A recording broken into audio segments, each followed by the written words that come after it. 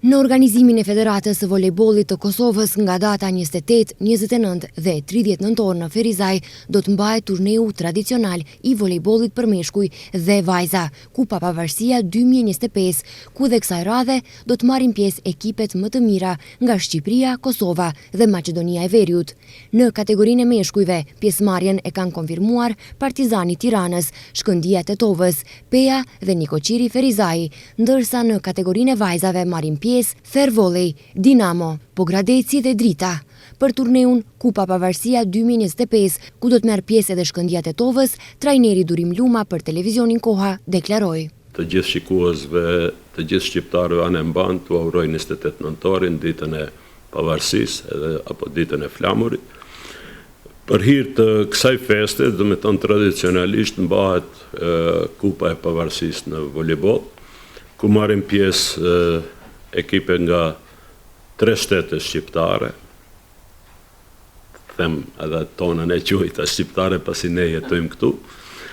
Shqipëria, Kosova dhe ekipi i Shkëndijës nga Maqedonia e Veriut. Dhe kësaj radhe,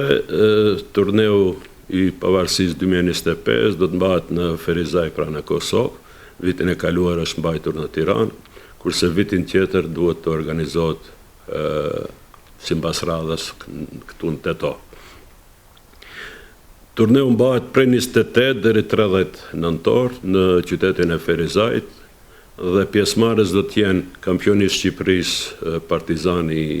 Tiranës, kampioni i Kosovës Ferizaj, fituesi i Kupës Kosovës Peja dhe ekipi i Shkëndijës nga Tetova që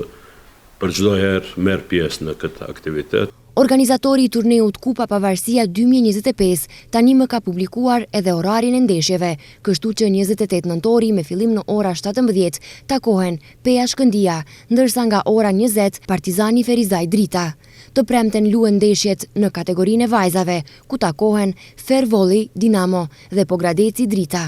Ndeshjet finale do të zhvillojnë të shtunën, në ora 14 finalja e meshkujve dhe në ora 17 finalja e vajzave.